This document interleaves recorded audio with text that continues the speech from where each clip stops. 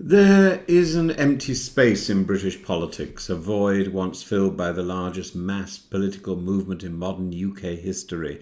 From the viral petitions to the human rivers of blue berets down Whitehall, the Remain and Rejoin movements once seemed an unstoppable tide. But today we're not flooded, we're becalmed. The Rejoin campaign, if it can be called that, is now a whisper, a nervous cough in the corner of political discourse, and into this silence unexpectedly came Rachel Johnson, journalist, former Remain voter, sister of the man who delivered Brexit.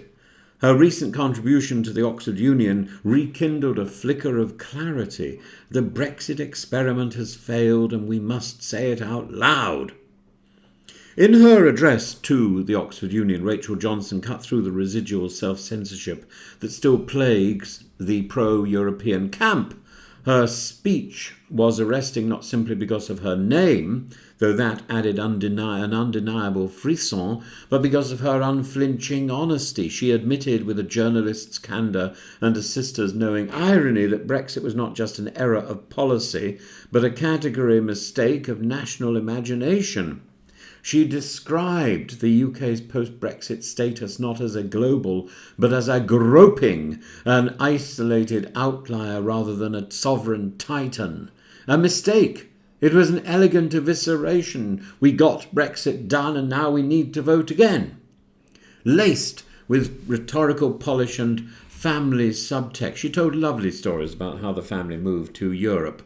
And crucially, it landed. Her performance stirred debate, not about trade unions or trade deals or passport queues, but about the soul of the country and what was lost in that fateful referendum. She got people to put up their hands if you voted for leave, and almost no one did, because that's another generation.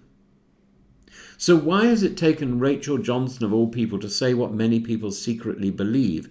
In 2019, the Remain coalition almost forced a second referendum. A soft Brexit nearly passed Parliament, but then, since then, silence, no blue berets, no EU flags. The pro-European cause became, how shall we put this, embarrassingly middle class and increasingly ridiculous, like a failed Amdram society still insisting the show must go on. The activist remnants retreated into Twitter echo chambers in the realm of FBPE purism.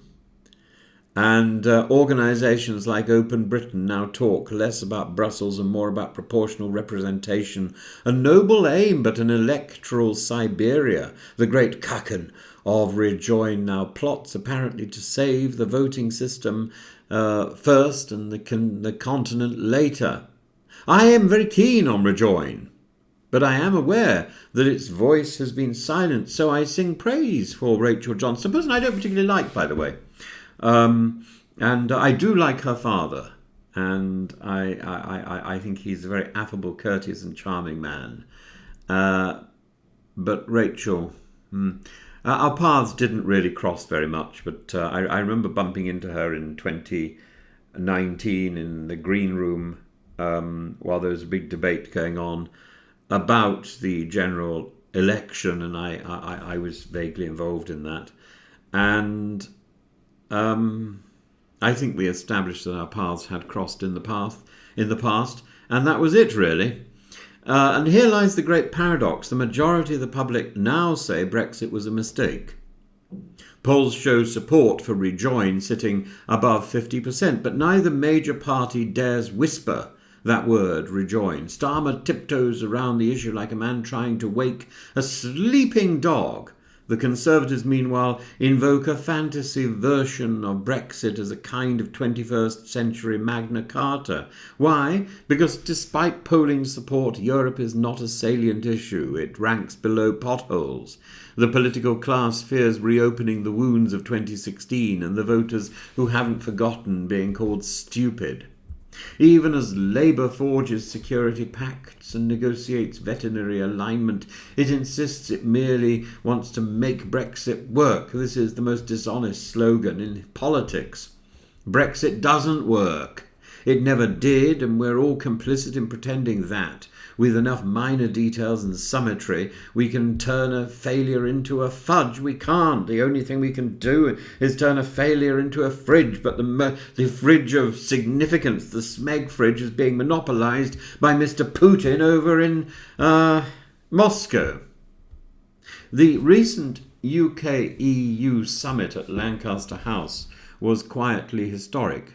Security partnerships, youth mobility, perhaps even food standards alignment, all small signs of rapprochement. But these are, as the FT put it, a step forward, not a step change. And the real change, should it come, will not be signalled in gold-leafed rooms, but etched into the public consciousness over time.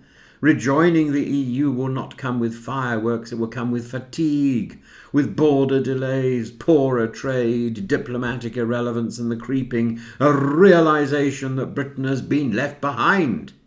We will not return to Europe with trumpets, we will crawl back, muttering that was all some dreadful mistake. Rachel Johnson's intervention mattered because it punctured the silence, because it reminded us that the rejoin movement needs not just policy but poetry, not just deals but dignity, and if rejoin is to rise again, it must discard the earnest cosplay of its past and speak the language of interest, opportunity, and national self-respect. It must not beg for Europe's embrace, it must demand Europe's embrace as a partner, not as a penitent, and it must stop waiting for Keir Starmer to say so first.